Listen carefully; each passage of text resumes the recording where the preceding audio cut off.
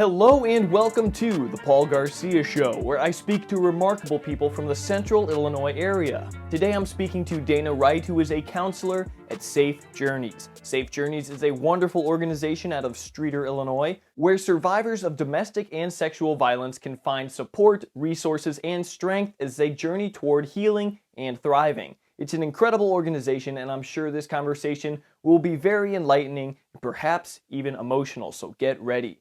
But first, before we begin, do you have neck or back issues? Be honest. Do you prefer sitting on furniture from this century? Would you rather your home interior look like it's from a modern living magazine than from the Great Depression? If you answered yes to any of these questions, then I urge you to shop at Fairbury Furniture in downtown Fairbury, Illinois, where they have loads and loads of the most stylish, trending, and comfortable furniture around. That's Fairbury Furniture in downtown Fairbury. This show is also sponsored in part by Brand Martial Arts in downtown Fairbury as well. Michael Brand is a Hall of Fame martial artist, and he is the primary instructor at this great martial arts academy. He's excellent with kids and teens and adults, and I personally train here quite often and I love it. So if you're looking to enter the world of martial arts and you're in the area, then shoot Brand's Martial Arts a message on Facebook. They're always accepting new students. Brand's Martial Arts in downtown Fairbury. All right, and now without further ado, here's my conversation with Dana Wright. So Dana Wright, thank you so much for coming on to the show today. Yeah, thank you. I'm so excited. Absolutely. So can you tell us a little bit about what it is exactly that you do at Safe Journeys? Yeah, so my position at Safe Journeys is an adult counselor. So someone that is 18 and up.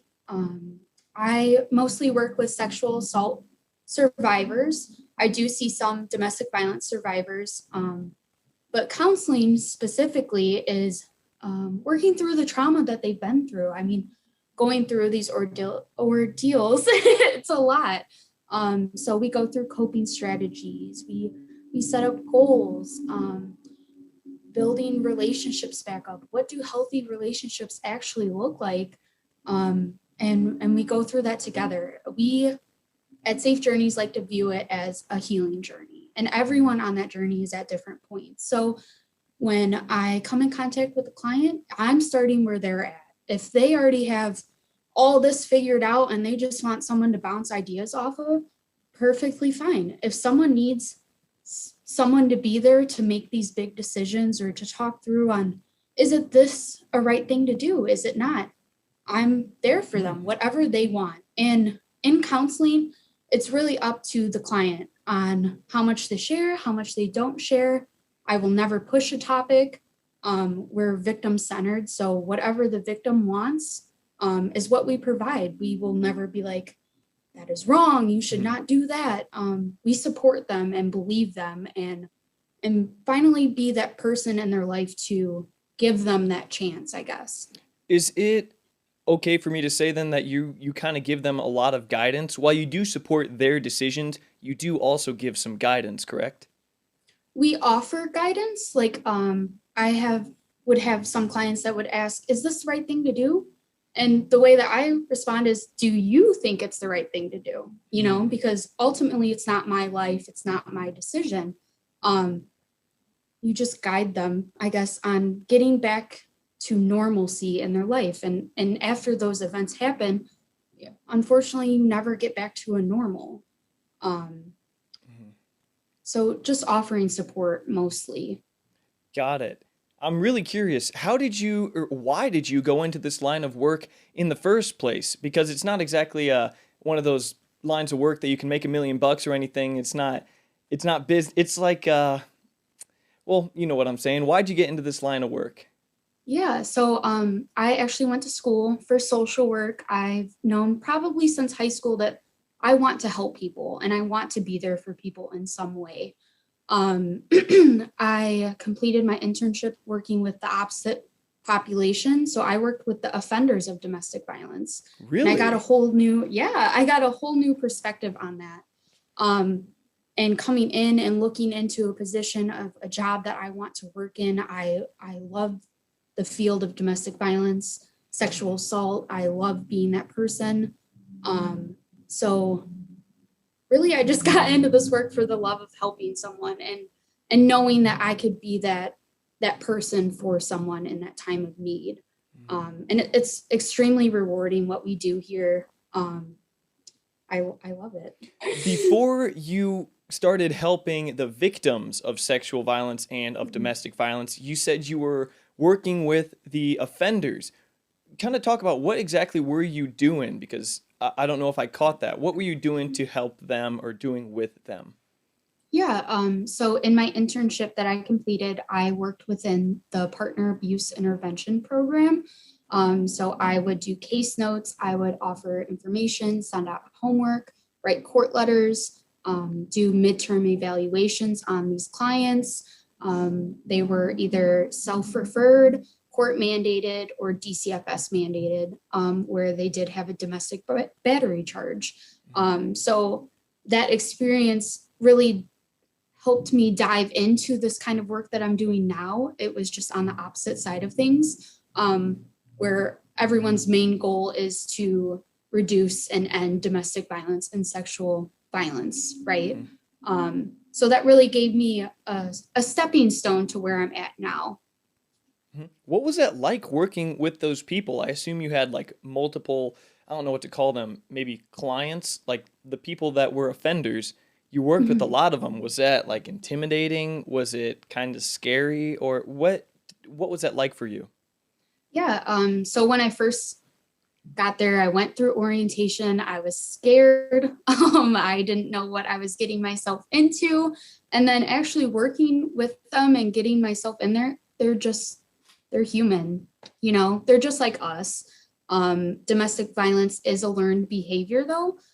So that helped me view and understand that most of these people that are committing domestic violence, not sexual violence, most of the people committing domestic violence have experienced that abuse in their childhood, and that's how they know how to cope. So that really gave me a further understanding of what domestic violence is, in a sense. Did you did you say that the people that were offenders, they typically experienced that in their young life, or the people that were victims experienced that in their young life, and that's how they know how to cope? It's kind of both, because Okay. when you're looking at a family and say there's a mom and a dad and a son and a daughter, and the dad is abusing the mom, that son is most likely to grow up to be an abuser. That daughter in that domestic violence situation is most likely to grow up to be a victim in their adulthood. So it's interesting to look at it like that. Holy cow, man, just knowing that statistic kind of makes me that much more passionate about ending this altogether, because if it's going on now in a household between two adults, that means that it's more than likely going to keep going on down to the next generation. So it's like, Yeah. let's stop it now, And for domestic violence specifically, people don't think that their children see or are affected by what is actually happening in the home. And things have come out where that's not the case, that they're actually taking in a lot more information than what the parents might think they will be taking. That seems to be the case. Like, kids are just way more observant than we give them credit for. They're sponges. Like they see more than I feel like parents think they see a lot of the time. Yeah, that is really true. And even the services that we have at Safe Journeys, we have a child and adolescent counselor that works specifically with children that have been victim to domestic violence or sexual violence. So it's prevalent in these areas. And I think that's kind of like a not known fact. People don't think it will happen here, or there's no way it happens in this small little town, when it does. It's a really interesting topic, all in all, just what we're talking about. I know that back in the 70s is when Safe Journeys was actually founded. I think at that time it was called First Step or something like that. And back in those days, and good heavens, apparently in like the 50s, domestic violence was almost normal. It was at least seen as a private matter, like a private family matter. And if police got involved, it usually wasn't for long. And it was usually, having just giving crappy advice, like don't make the husband angry, because by and large, it was usually a husband to his wife, and things like that. It was just really a crazy time to think back to. And I think we've really come a long way just in recognizing it for the horror that it is, domestic violence and sexual violence. Um, so you think that it's more prevalent than we probably think, right? Oh, yeah, definitely. Even from my standpoint of working here, are we really reaching the maximum amount of clients that we could be reaching? Because there's multiple reasons why people don't reach out for help, and that's their own decision. So we can only talk about and look at the statistics of what we have in front of us. So we can say, oh, okay, we know that we've served this many people. Is that the actual number of people that are actually being abused or going through a sexual assault in the area? Probably not. Um, yeah, there's multiple reasons why people don't report or talk about it. So we can assume that domestic violence and sexual violence maybe are more prevalent in the area than we really know. Can you do me the favor of helping me understand what exactly domestic violence and sexual violence entail, both as, like give me the definitions of them, because I think that would help me in my understanding a lot. Yeah. So domestic violence, it could be viewed as physical, contact hitting the skin. It could be viewed as emotional, financial abuse. You can, if you're screaming and you're hitting and you're throwing chairs at walls, that's considered domestic violence. Sexual violence, on the other hand, sexual violence is an umbrella term for all these other terms. So there's sexual assault, sexual abuse, rape. It goes on, and each one, according to Illinois state law, pertain to a certain act for sexual violence. So if there was penetration, that would be under a certain category. If it was just rubbing, it would be under a certain category. Yeah.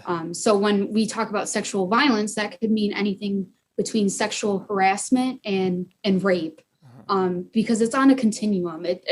There's so many different things that fall under sexual violence. Very interesting. And you brought up an interesting point to me personally. I remember doing a tiny bit of research. Like, what do I know? I'm no expert. But I remember looking up like the legal definition of rape. And I remember telling people from what I read about a year and a half ago, rape necessitates penetration. There has to be, like, involving your sexual organs, there has to be penetration in order for rape to be considered rape in the legal sense. And I remember people were like, no, that's not the case. And it's like, I don't make the rules, but apparently am I correct in that? Like, in order for rape to be rape, there has to be penetration. It's kind of an odd topic, but I apologize to my audience. Rape, in its definition, is penetration of a sex organ, the anus, or a mouth. That falls all under rape. So penetration of any of those areas would be considered rape. This show is sponsored in part by Connections of Fairview Haven. Fairview Haven Retirement Community has recently introduced a new branch called Connections of Fairview Haven.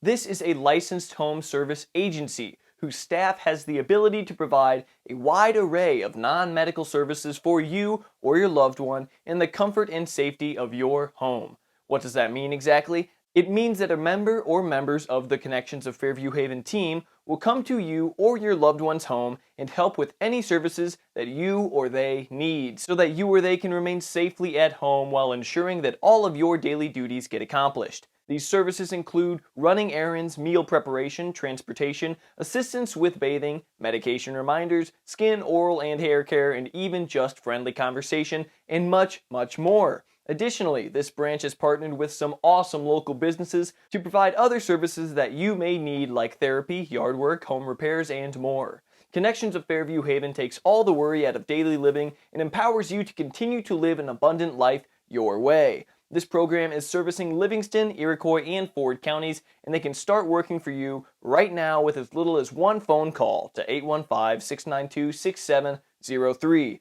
You can also learn more about this wonderful branch on their website, fairviewhaven.org. Connections of Fairview Haven. They're founded on biblical principles, and they're putting the gold back into the golden years. Thank you for explaining that. That's actually very enlightening. I'm sure a lot of people are going to hear that for the first time. And I want to move on to something slightly different, actually, and talk about Safe Journeys as a whole.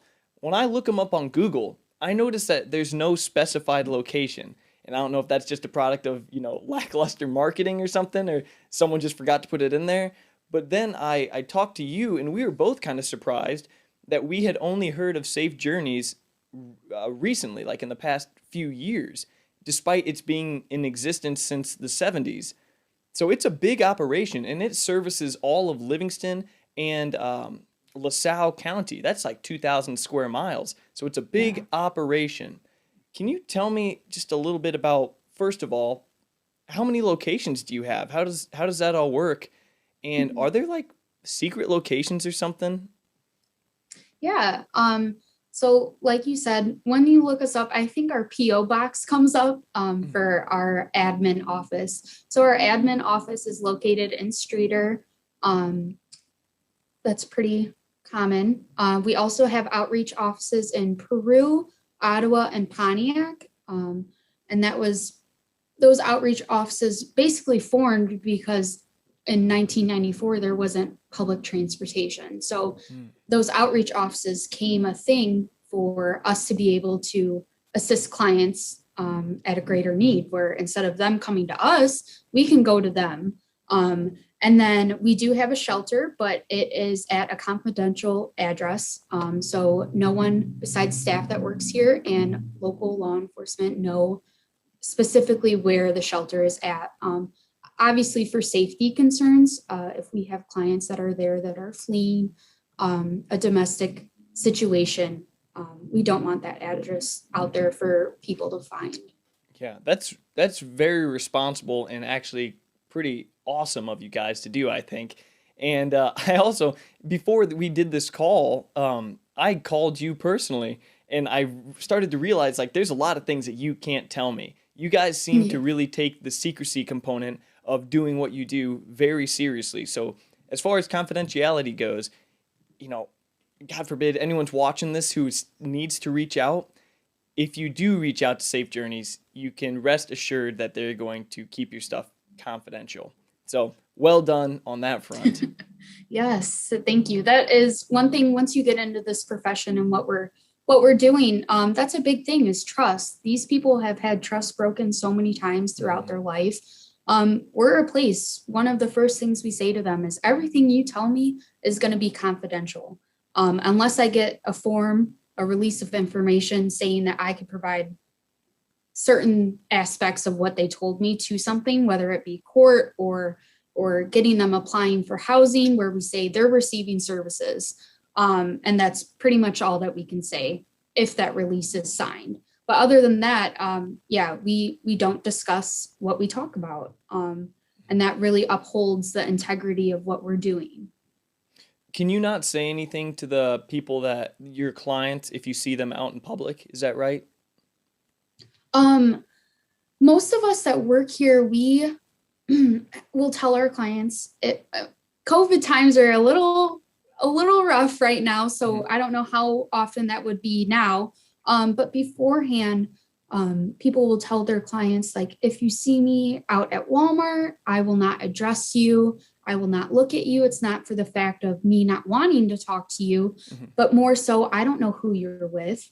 How are we going to explain how we know each other, Right.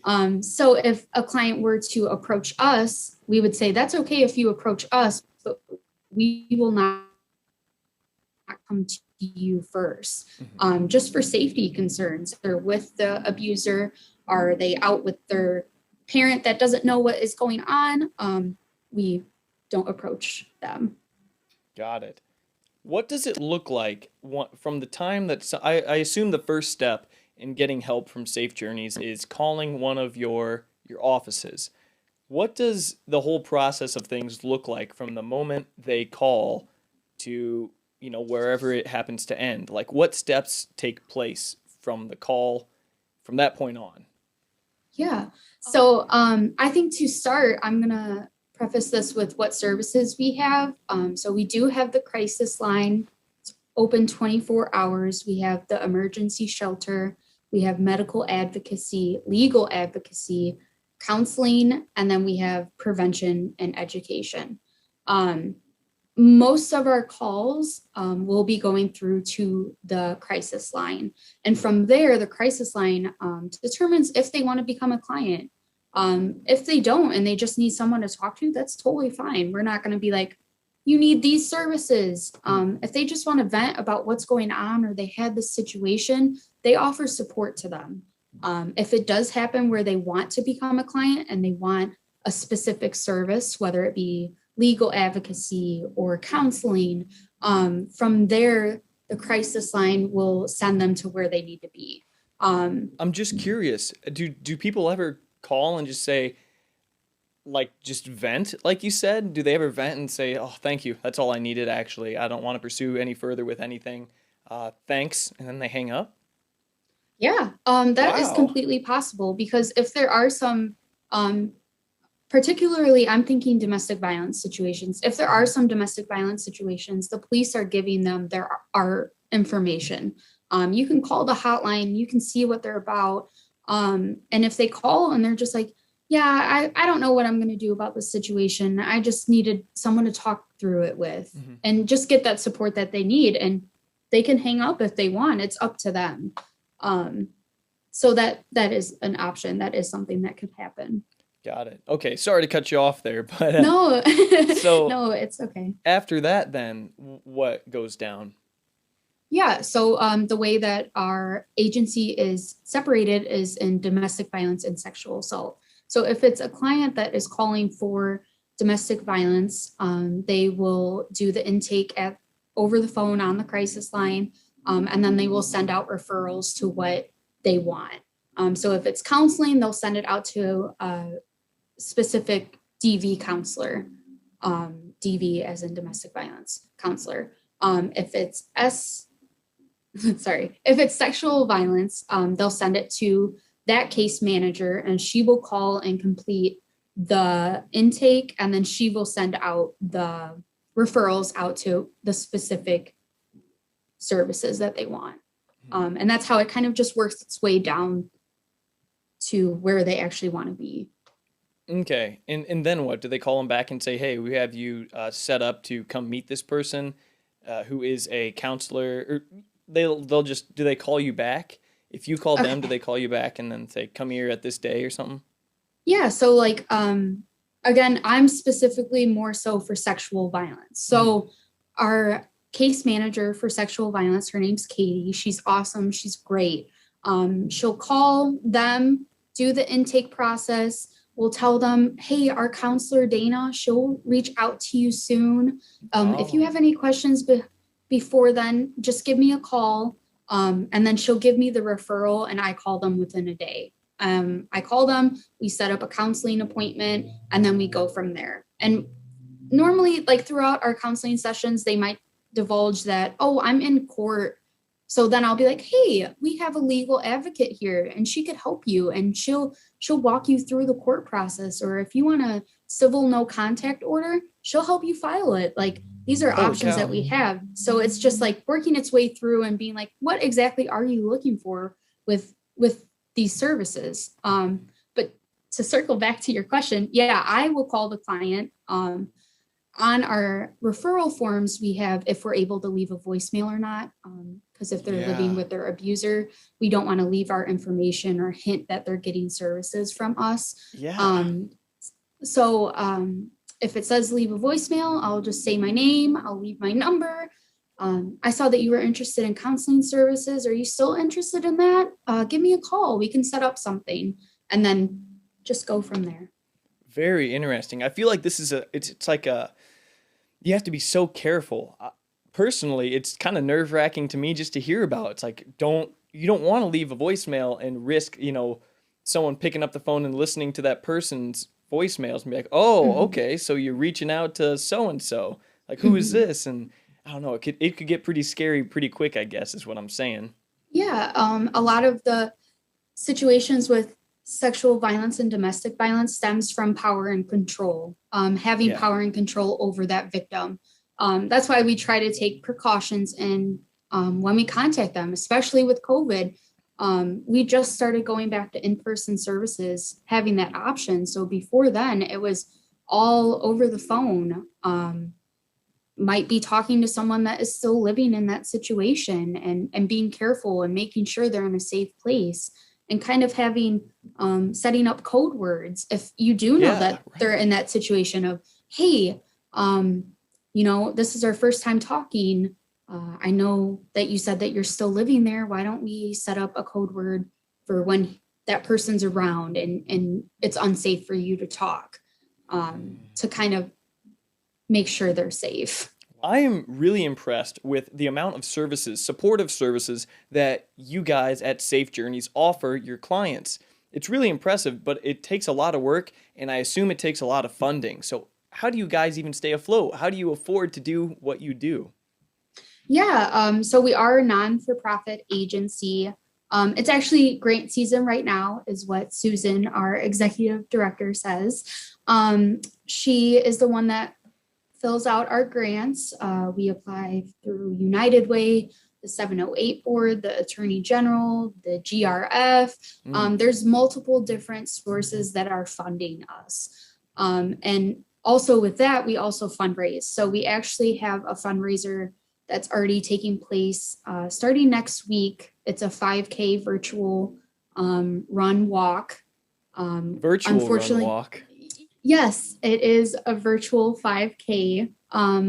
We had a local Streeter high school student made the design for these t-shirts.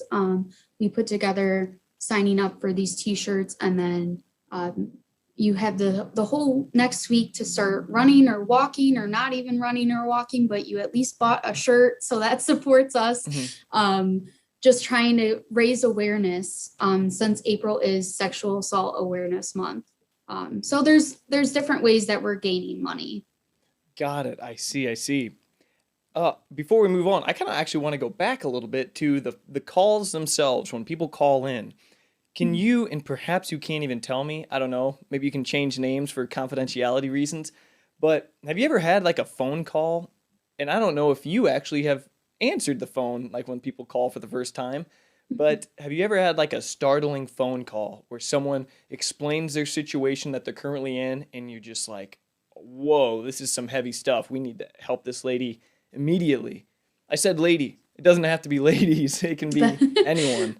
Yes, that is very true. I have never answered the crisis line. That's not my position. That's not the job that I do. But sometimes we do get calls to the office that we're in, and it's someone trying to reach the crisis line. So there's two different ways you can handle that call. You can be supportive and listen to what they're saying and offer them support, or you can give them the correct phone number. Most likely you're just going to answer the phone and be supportive for them, without giving them the right phone number. Maybe after the conversation is over, but I could say personally, not related to the crisis line, but with counseling and what I'm doing, especially when I first started doing this work, I was not prepared at all for what I was going to hear. And that's where self-care comes into place, because we are carrying what people are telling us, and how do we be ourselves after hearing all of this awful things that are happening. So I can't unfortunately tell you any of those stories for confidential reasons, but I could say that, yeah, there are times, I'm sure, when people have answered the crisis line and they're just so shocked by what they're hearing, and it's sad.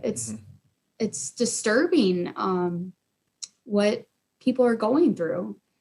So, out of respect for confidentiality, I won't push you too much on this question, but I do want to still give it a shot.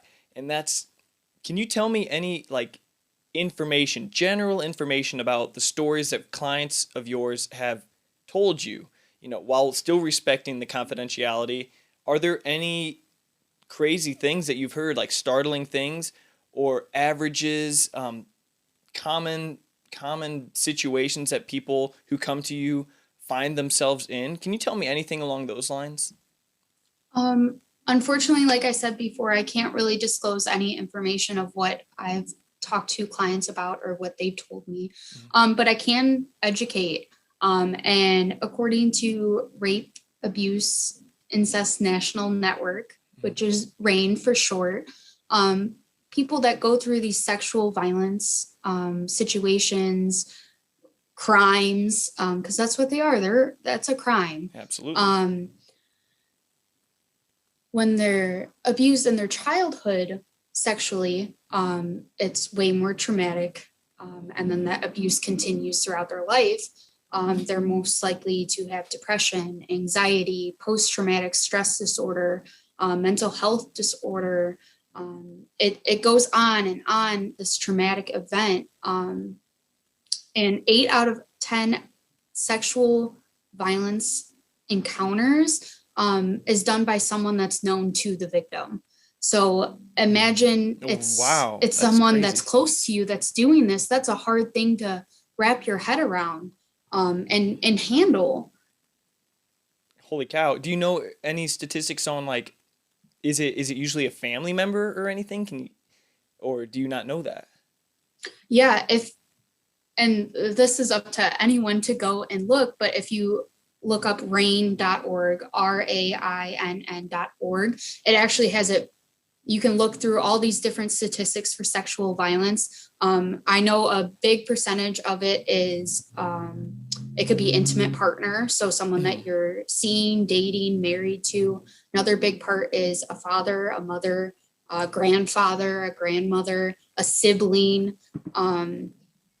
I don't know specific on the statistics for that, but like I said, if that's something that anyone is interested in educating themselves more on, you could definitely check out rain.org, and it goes into specifics of that statistic. Wow. This show is sponsored in part by Greg Kurtenbaugh's State Farm office in Fairbury. When looking for an insurance provider, clarity, simplicity, and solid ratings and great prices should be at the top of your priorities. Lucky for you, Greg Kurtenbaugh's State Farm office fits that bill magnificently. Just look at his office's reviews on Google. Spoiler, they consist of nothing but 5-star ratings. Greg and his team are just awesome, and I highly recommend you giving them a call at 815-692-3673 and simply asking if they can insure your car, your home, or your life for less than your current provider, because chances are they can, and they will tell you in just a couple of minutes for free. A call to them literally cannot hurt. This office is incredible, and there are tons of reasons why so many people from this area are calling Greg's office up, getting free quotes, and making Greg their new insurance provider. So for quality insurance and for impeccable customer service, call Greg Kurtenbaugh's State Farm office at 815-692-3673. That's Greg Kurtenbaugh. His face is on 2 billboards on the west end of Fairbury. You can't miss him. So you are primarily a sexual violence counselor. Can you tell me about how exactly you go about counseling your clients? Like, what exactly do you do to help them? Yeah. So the way that I personally do it is I just get to know them. That's what they need, right? Mm-hmm. Who wants to talk to someone that doesn't feel comfortable? They're not going to talk about anything that has happened to some stranger. So I pretty much spend like my first 5 sessions of us just talking, getting to know each other. Hey, how's your dog doing? I remember you told me this about the vet, and just talking like that. And then normally by the 5th session, I get a little more down and gritty on what I'm supposed to be doing of coming up with a service plan. Hey, what are some things that you would like to work on? Would that be like identifying triggers, or you have a hard time going out to Walmart because there's men there? Let's talk through that. Is that something you would like to work on? And we fill out this service plan together. We identify what their concerns are with what has happened and what's going on. And then we set up goals of what are some things that you think we could work on together. And we work on it together. We don't offer them solutions of being like, you need to do this, and this, and everything will be okay, because that's not how it works. Mm-hmm. So I just try to reiterate to the clients that I'm working with is we're in this together. You're leading the boat, and I'm just in it for support. I'm here as a tool for you to use. So I'm pretty sure, like I stated earlier, coping skills. a lot of victims may turn to drugs and alcohol. We don't like to say that's a bad coping skill because that's something that has helped them survive. We just try to look at ways that we can increase healthier coping skills. So instead of taking a drink after this happened, hey, you said you like to color in this coloring book. I mean, why don't we try doing that for this week, you know? And just talking through that. So we complete the service plan. We plan to meet weekly, whether it be in person, on the phone, and then each session we just work on something. And the way that I have it set up is like when we're filling out the service plan, it asks like, what are some steps that we'll take to complete this? And so I offer the idea of, you know, why don't every session we have a topic, and like half of the session we'll talk about how this week has been for you. What are some things that you've done? What are some things that you haven't done? And then we'll go on to this topic of maybe it's about triggers. And do you know exactly what triggers you, and what do you do in that situation? And we just talk through it. It's a conversation because a lot of times people don't even know what is going on after this happens in themselves and outside. You know, imagine being able to go to Walmart by yourself and be completely fine. And then you get sexually assaulted and you have a fear of going to Walmart. Of course. And you can't go out to the grocery store. So it's just, like I said earlier too, trying to get back to normalcy, which you're never normal after this event happens. But with counseling, that is what primarily me and clients work on together, for example. And something that I admire that you said that I personally like is that you don't demonize their current coping mechanisms, whatever they might be. They might be drinking, it might be alcohol, and you don't demonize them because, look, that's what's gotten them through this so far. Therefore, if it's what is keeping them, in some cases, alive, before you just say, stop doing that, like, just hear them out a little bit. Don't be so harsh like that. I see that a lot. You know, someone sees someone doing a not perfectly healthy habit and they're like, hey, you should probably quit doing that because it's not perfect. And then the person's like, dude, this gets me through the day. Like, I don't know. I just admire your level of understanding towards the person, you know. That's really nice. And then another thing, I mean no disrespect with this comparison, but you said that imagine going to Walmart perfectly happy and everything's okay and you have a sexual assault experience and it's traumatizing. And no matter how irrational, because chances are it won't happen again, but if you go into Walmart or out in public, that's going to be a legitimate fear and it's going to rob you of nearly all of your peace. And I remember when I was a kid, I'm hesitating to say this, but I'll say it anyways because it still kind of works. I remember I was out skateboarding and I got bit by a dog and I got like a chomp in my leg and I was so frightened by dogs for like years after that, to where I would go walk around town and I would be paranoid thinking that a dog's going to come out and bite me. Despite that never happening prior to that one incident in my entire life, now I think that there's always a legitimate chance that a dog's going to come out and bite me. So although it's irrational, it's incredibly real. So maybe that can give some understanding to the listeners a little bit. Yeah, I would like to just say it's not irrational, what they're going through and what they're feeling.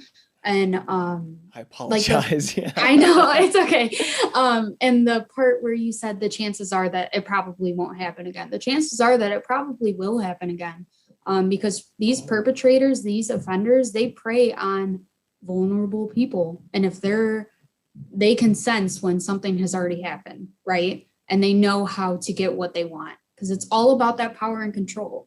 So the way we view things is like, wow, that might not seem like, that might not seem like a big deal. Oh, you can't go to Walmart. But once you know the background of, oh my God, like they are fearful for their life when they're around men. And one time these men looked at them funny in Walmart, and it's just like, again, it's PTSD, We don't talk this way about veterans in the war and how that PTSD affects them. But when it comes to sexual assault survivors, it's like, that's like nothing. And that's wrong because they're going through the exact same thing, just in a different way than veterans. And yeah. Man, I feel like a lot of people don't understand the severity of the PTSD, not even for lack of a better term, that's really what it is, of these people who have experienced sexual assault. Example A of someone who doesn't understand how that works and how severe it is. Yeah. But that's okay. That's okay because this Right. is what this is. This is about education, you know, and if we Thanks, yeah. take this one little piece of being like, wow, okay, Paul actually like understood this. And now you're able to talk about it with other people and be like, you know, that's not right. If you're saying that, that doesn't seem right. And that again, like that helps what we're all doing, Right. is educating yourself on the topic, others, if you feel comfortable, and being like, oh, I actually heard from this random lady on this random like podcast thing that said that that's not right. That's the whole point But, of this show is to educate and enlighten people on important topics and issues. So we're actually on the right Exactly. path. So thank you. Look at us. Yeah. So sharp transition here. I noticed you said something about self-care earlier for the people Mhm. that do what you do. Yeah. Is it hard to battle with, like, do you ever become overwhelmed with emotion or empathy for the people that you help? Because I imagine it's a seriously emotional line of work that you're in, right? Mhm. Yeah, that was actually one of my biggest fears when I first thought about going into social work, as I am a very emotional person. I cry at anything, everything, happy, sad, mad. That's just like one of the ways that I express myself is crying Mhm. or being emotional in that sense. And it's not bad. It's not bad to be like that and express emotion. But that was one of my fears of what if I'm working with a client and they're telling me something awful and I just start crying. And I'm in that situation, like, what do I do? And luckily, the professors of where I went to, they said, it's okay to cry. Like, you are a human. And it's okay to let them see you cry, but it just matters on, it's not about you, it's about them. So cry, let it out, do a 2-second tear, dry yourself up and be there for them because that is what they need. Experience wise in what I'm doing, I've had a lot better like regulation of how I feel. I've never been in that situation where I feared that I would be in yet, but I've definitely felt very strong emotions for what I'm hearing. And that's when you really rely on your coworkers and your supervisor and you talk through it. And I'm very upset after this phone call, and it's harder too if it's on the phone because you're not face to face. Like, they might be telling you something, but I can't read their body language over the phone. So then it's like, well, they might have said this and I don't know, I might take it this way and I'm just worried and sad. Yeah. And those are all common feelings. But again, having that support of my coworkers and my supervisor and the agency in general of valuing that, and being a safe space for all of us to talk about some things that are on our mind. And I also get clinical supervision from someone that is licensed, that she provides a lot of support for me working through these clients. But ultimately, the best thing is to try and leave work at work and not bring it home, because then you're just dwelling in those emotions, which ultimately isn't helping anyone. Mm-hmm. I thought it was interesting when you said your professors told you to let the tear out for a second if you need to, but remember it's about them and you're there for them. There's a time and a place where you should try to be strong. And that might be controversial of me to say, but I firmly believe that. You know, if someone's, it's all good, it's all fine to cry and things like that when you gotta cry. You know, when you're emotional, to let it out and not put up some shield, you know. But I think it's important, yeah, to recognize that, hey, sometimes it's not exactly okay to just let it all out. Like when you're hearing someone else's problems, maybe keep it together. Would you agree with that? Is there a time and place to keep it together for the sake of the other person? I think as us being humans, you can't really control it. If something makes you sad, it makes you sad. Mm-hmm. Like I said, it just depends on how long you dwell on it. And the point that you made about time to be strong, maybe crying in that sense is strong. That makes the client, sometimes these clients are numbing their feelings, Yeah. they're not feeling what I'm feeling. They're numb to what they went through. So maybe if that is the thing of they see me cry, they're like, oh my gosh, wait, I haven't cried in like 2 years, So who determines what the strength and weakness is in that sense? Not sure. But I think there is no set in stone of how to be with a client. It's your own being. Each counselor, each person that works with a client, we're all different personalities, right? So how I am might not fit a client, and that's okay, because if they say something of like, oh, I don't really think it's working out with Dana, then I can refer her to a different counselor, or her or him to a different counselor, or move them around. So if they're not feeling like they're getting what they need from that person, they can get it from somewhere else within our agency. And if ultimately it's not our agency, then we can help them with referrals to someplace outside of our agency. Thank you for that. Yeah, valuable points here. And I appreciate the alternative perspective on that whole thing. We've had to correct ourselves and mention that men do also come to you guys sometimes.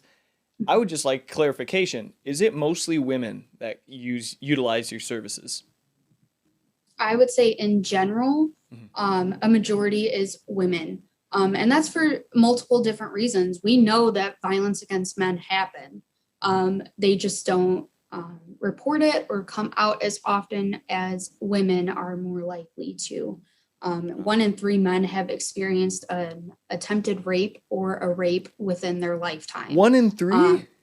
1 in 33. Oh, I thought you said 1 in 3. I'm like, I got 4 friends. Like, holy cow. Okay, 33. That's still. It's Do you not want me to say that again? Honestly, no. It's okay. That's a startling number still, though. 33. Yes. 3 would have been just. I mean, yeah. I would have. 1 in 6 women have had an attempted rape or completed rape against them. Holy crap! And this is in America. Absolutely nuts. Mm-hmm. Holy moly. Do you know, is it a certain age of women that is most liable or most likely to have? Does that 1 in 6, does that fall in like a certain age range? That's throughout all of them. But again, on rain.org, they go into specifics on it. But I know that the range of 18 to like 29 is the highest percentage of women that have come forward with sexual assaults. And that's not to negate that over that age or under that age don't report. It's just that number is the biggest. Okay. All right. I've got you here. I am talking to someone who literally works in the field. This has been a conversation that I've been engaged in with multiple different people. Like, I think everyone's probably talked about this. And pardon me if this is sensitive or if I'm going about it in an insensitive way. I don't mean to. But what determines an incidence of sexual assault? And what is not okay to do, and what can you basically go to jail for? Do you know, like, what's not okay? Is it not okay to hit on a girl at a bar or something like that, and just to say like, hey, you are really pretty? Like, what's not okay? That is up to the person that it is happening to. Each person has their own limits. When it comes to hitting on someone, that is up to them. You might view it as being nice and being caring, and she might view it as, oh, this is creepy. This show is sponsored in part by Forest Edge Tree Service. This winter has been catastrophic on all of our trees, and it's led to tons of damage. Ice, snow, and strong winds lead to downed limbs, trees, and power lines, causing massive damage to your homes, cars, and properties. Face it, your yard is no place for looming, dead, or damaged trees. It's just a matter of time before one comes down, and whether by your choice or not. This is why you need to hire the services of Forest Edge Tree Service. If you have trees or tree stumps that you want gone, simply give Joe Rudin at Forest Edge Tree Service a call or text, for those of you who don't enjoy phone calls, at 815-615-3037 to get a free quote today. Forest Edge Tree Service is fully insured, so if something goes wrong, it's not coming out of your wallet. And they're staffed with trained professionals who use cutting-edge equipment to get the job done right, so there is no chance of anything going wrong in the first place. These experienced pros take pride in their attention to detail, in their cleanup, and in their relationships with customers, which is why they're Livingston County's premier tree service provider. Being proactive with your land can save you money in the long run and help you avoid all the headaches of unplanned downed trees. So keep your family, pets, vehicles, and neighbors safe by being a responsible adult and calling or texting Joe Rudin with Forest Edge Tree Service at 815-615-3037 to get your dangerous and annoying trees off of your property. That's Forest Edge Tree Service, Livingston County's premier tree service provider. Each person has their own limits. When it comes to hitting on someone, that is up to them. You know, you might view it as being nice and being caring, and she might view it as, oh, this is creepy. And that's not to negate the person that's going out and doing it, but there's different perceptions on it. I'm not a legal advocate. I don't work within the court system. That would be something to educate yourself on, of looking at what could actually make a case and what could not. But I mean, we've had in the media, we've had cases of sexual harassment with whether it be Bill Cosby, whether it be Donald Trump, of these women coming out saying that they've said this or they've done this to them. So ultimately, I'm not the law, so I can't determine that. Right. And this might be, your answer might be along the same lines here. What is considered consent in the instance of two people, you know, if two people have sex? Is it true that if they are both intoxicated or have any alcohol in their system, or if one person has alcohol in their system, can they no longer at that point give consent? Maybe Correct. That's correct. Yeah. You see like how that's kind of alarming though. There's this really educational video. It's called Consent is Tea, and it's on YouTube, and it shows all these steps of, well, this person was a little tipsy. You still don't give them tea if they don't ask for tea. Tea meaning sex in that instance. And it goes through all these different scenarios of, if they're not blatantly saying, hey, I want sex, let's have sex. Yes, that is not consent then. And that might be viewed different among different relationships, where you know that this is a sign or this is you saying yes, but that is within like personal relationships. I don't know, but I would say in general, if they're not saying let's have sex, yes, I want to have sex, that's not consent. And if they say let's have sex and they have alcohol in their system, it's no good. Like that's like it's kind of, it's a bit. That's a good topic. But I would say for further understanding of more than I can provide is to look up Consent is Tea, and that might be able to help you more than I could explain. Understood completely. You got to kind of save yourself too. I don't want you saying something that's in any way like one iota off or incorrect, because then you could be in trouble. So understood completely. So you guys do a lot of things. You help a lot of people get back on their feet, get the help they need. What happens like after that? Do you keep in touch with people to make sure that they're still doing good? Do you keep tabs on their success? What's it look like after they've came and went through your program, for lack of a better term? Mm-hmm. We do not reach out to clients once services have been terminated. And services can be terminated for a number of reasons. Of they've completed their goals, they don't see a need of getting this service anymore, something like that. But they can always call back and be like, hey, I'm needing this, and then we'll go through the process of finding them what they need. When it comes to success, we can't really measure what success looks like for anyone. I mean, success for one person might be that they've reached out to us and they've been able to talk to someone. Success might be that they got into housing. Success might be that they got their kids into school. So really, we can't measure what the success level of someone that receives our services looks like. Do you have more people coming into Safe Journeys for reasons of sexual violence or for reasons of domestic violence? I'm just curious. So like statistics wise, and since March of 2020 to now, our clients are more likely seeking services for domestic violence. But that does not negate that there is still sexual violence that is happening.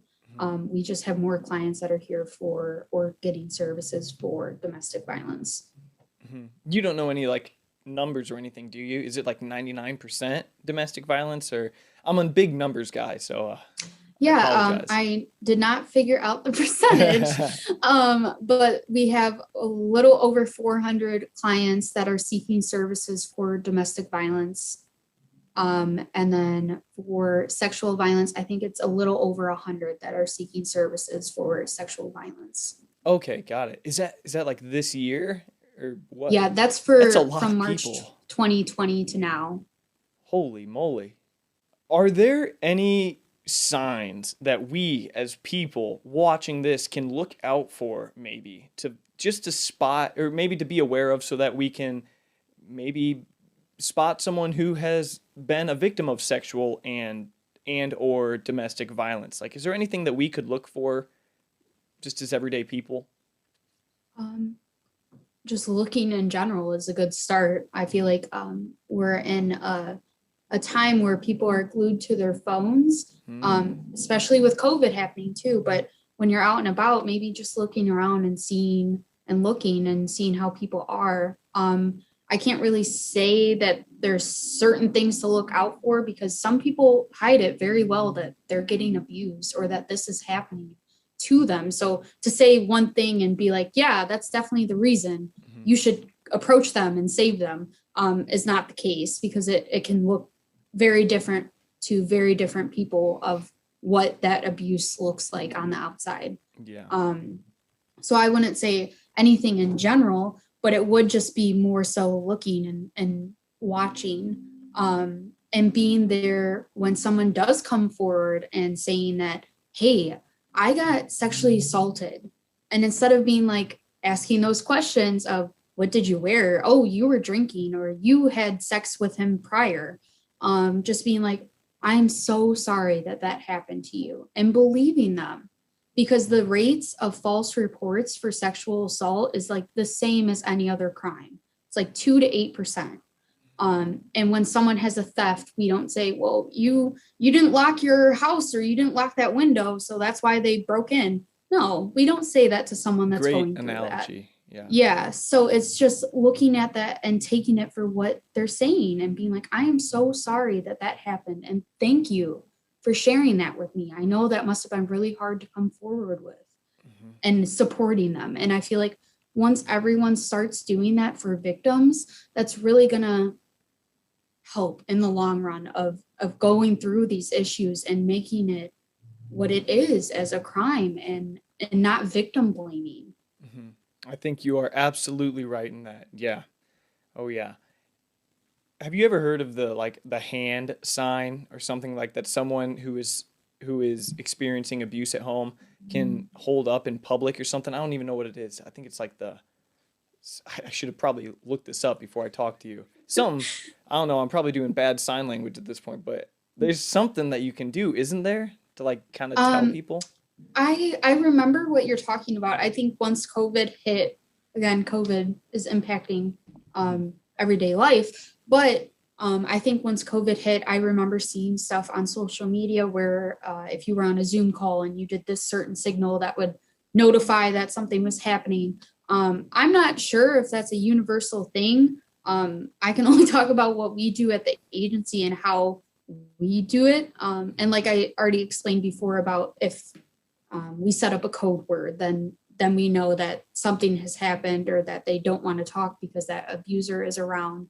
But I do remember seeing that. I just don't know how true that is, because it is on social media and you have to take everything like that with a grain of salt on what is actually a thing or a policy but I could say none of these organizations that have set up and allowed our organization to take place have come out and said, these are the signs to look for. So that is the only thing that I could speak of. So nothing's been made like super official then? That we know of. I've talked about it with my supervisor, Melissa, and I've talked about it with the executive director of the agency. And they said, I don't think so. Okay. Yeah, I've seen some hand signals get some bad press on social media before. Like I remember, I'll do it because I know this, the OKs thing. And kids always went like, oh, you looked at the circle and they'd like punch you in the arm or something. And they said like that meant like white power or something, which is completely untrue. Like there's a million pictures of kids I don't know, so I've seen some hand signals get misconstrued in what they mean and things like that. So there's a good chance that thing about the hand signal I'm talking about isn't a universal thing. It might be, it might not be. I don't know, but I do remember and recall seeing that once COVID started happening on that. So we're kind of wrapping this thing up here. So Safe Journeys has the mission of empowering and supporting anyone who has been a survivor of domestic or sexual violence. How can we as people and the people watching this video, how can we do our part to help support that mission? Yeah. So like I stated earlier, believing. If someone comes to you and says that this has happened to them, don't question them. Do not question them. Just offer them support. I'm so glad that you told me. Thank you. I'm so glad that I was that safe space for you. Even having a conversation about it with your family. More likely than not, someone in your family, someone that this has affected directly or indirectly. So just being there, raising awareness in your own way, whether this be something that gets you fired up. We have volunteers here. We offer internships. When we do fundraising, getting involved in the community and raising awareness for this topic. But ultimately it starts at home and it starts with believing. And that ultimately can change and alter the way that the victim's life will go. If they have a supportive system at home that says, I believe you 100% that this happened, that already puts them on such a better track in their adulthood life or farther down on life than someone that says that didn't happen. I don't believe that would never happen. Why would they do that to you? That then leads them down possibly a wrong path of how they start to cope with the abuse that happened. So just believe. Start by believing. Holy cow. Very, very well put. This conversation has been extremely enlightening. I've learned a ton. I've made myself look like a fool once or twice, but it's all for the sake of learning, and it was fantastic. And just, Dana, thank you so much for coming on to the show. I appreciate it a lot. Yeah, thank you. And I just want to say if anyone finds themselves in this situation or needs help with domestic violence or sexual assault, we are always here. Like I stated before, our hotline is open 24 hours a day, 7 days a week. And you can reach us at 800-892-3375. There we go. Yeah, I really hope this conversation brings the issue of domestic violence and sexual assault to the forefront of people's minds and just raises awareness also of the great organization Safe Journeys. So, all right, that's a wrap. Thank you very much, Dana. Thank you. And that's a wrap. Thank you so much for listening to this episode of The Paul Garcia Show. If you enjoy this show and you're watching it on Facebook, please like and share this video. If you're on YouTube, please consider subscribing to my channel. And if you are listening on Apple Podcasts, please consider leaving the show a 5-star rating if you think we deserve that. This all helps tremendously with the show's growth and recognition, and it makes it more likely that awesome folks from this area will agree to come on in the future. If you want to support the show financially with a small donation, feel free to do so on the Venmo app by submitting a couple of bucks to The Paul Garcia Show. A lot of you have been doing this and it helps so much. Holy cow. So thank you sincerely. And if you really want to support the show and gain access to exclusive footage from each episode and early access to each episode, you can become a patron on patreon.com/Paul Garcia for just $1 a month. I'll also be posting some future debates on that page that I won't be posting on Facebook and that I might eventually post to YouTube. So if you want to gain access to those, become a patron. Anyways, until next Sunday, I'm Paul Garcia. Thank you for listening to the show. God bless and have a great week.